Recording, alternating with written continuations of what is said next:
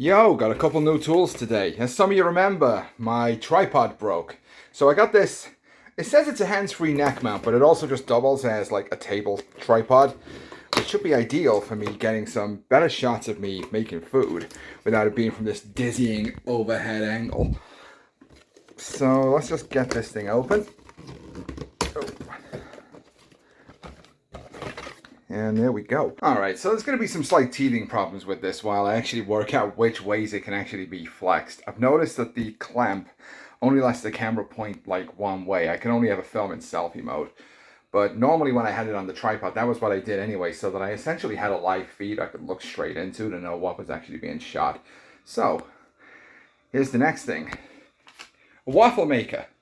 I've been looking at recipes for chaffles recently. Which is basically kind of a waffle made mostly with cheese and obviously a very low-carb snack and or meal. But what I'll be making with this is going to have to wait for tomorrow because I don't have very much time before I have to get ready for work. Alright, so I've got something set up and going at least. So what I'm going to do is I'm just going to put a little bit of olive oil in this pan. As mentioned, olive oil has kind of a low smoke point, but I don't need a particularly high temperature to cook all this. I've got some onions here, and I'm just going to wait for this to heat up. It's about 50 grams worth of onions here, but this is going to make quite a few portions what I'm making, so the amount of carbs in the onions, grand scheme of things, is going to be negligible. And we're golden. All right, in they go. Oh yeah, there we go. Sizzling good. Get this spread out a bit. Oh yeah, much better. Oh god, that smells delicious. Well, those are starting to brown, which is sort of what I want.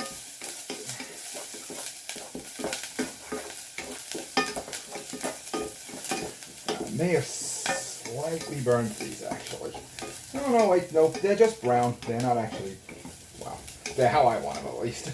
I am then going to be adding some chopped up garlic. And we only want this in here just long enough that the aroma starts to really hit you. And then I'm going to empty this tin of peeled plum tomatoes in here. So the reason I've picked specifically the peeled plum tomatoes is they just have the lowest carb content on the nutritional label. So what I'm just going to do is heat the absolute bejesus out of these, keep breaking them up, and let them sort of like boil down and reduce. And while that is happening, I'm going to be adding a bunch of Italian herb seasoning, quite a bit of it I think. Having more stuff dissolved into the liquid causes it to have a lower boiling point, which we want because we want this to break down and reduce as much as we can. And just for flavor, a little bit more garlic powder because I don't know, I just like a bit of a wacky flavor profile in my tomato marinara. Because tomato marinara is normally supposed to be kind of sweet, we are also just going to add a single teaspoon of not stevia but erythritol. It's sort of like a bit lower strength than the stevia, and I've been neglecting it. It's been taking up space in my pantry this whole time, so just a little bit. There we go. Get us all mixed up. As I lower the heat, I'm going to add a single bay leaf. I don't know if that showed up on camera or not, but it's there. There's a bay leaf in there, I swear. Of course, it's mostly just steam on camera right now, so not sure you can see much of anything. But I'm going to turn this heat down, as I say, give this some time to reduce. So while that's on the go, I've got some strawberries here. May in fact have to just chop the entire tops off. Yeah, there we go. So you've seen me do that like whipped up cream with various, sweeteners and flavorings.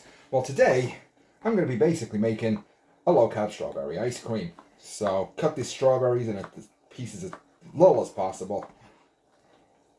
Get them nice and smushy. Oh, these are already juicy. They're already just falling apart on me.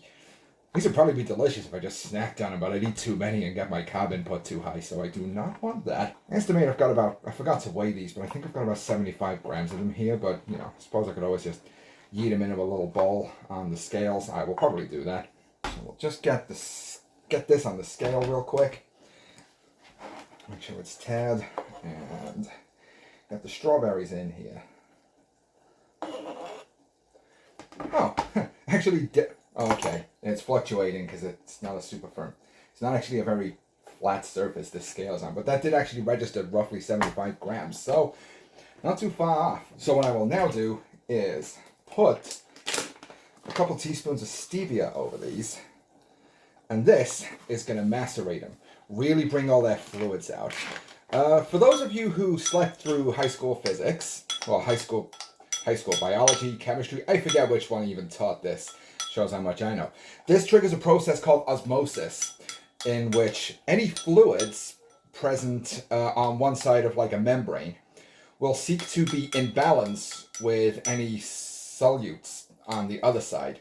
So because I've put a bunch of stevia on these strawberries, fluid in the strawberries will want to escape and mix with the stevia so that there's about an equal amount of fluid in the strawberries and in the stevia. I don't understand the science of how or why that occurs, just that it does happen. I don't know, I think it has something to do with the laws of energy conservation or something. And with this sauce reducing more, I'm just going to taste test it again. Alright, well, there's not really much else to show you other than eventually I will lift this bay leaf out of here to actually start serving it up. And that'll be it. So there we go. I have just made a very, very simple low-carb marinara sauce and got some macerated strawberries ready to go in a sort of pseudo ice cream thing.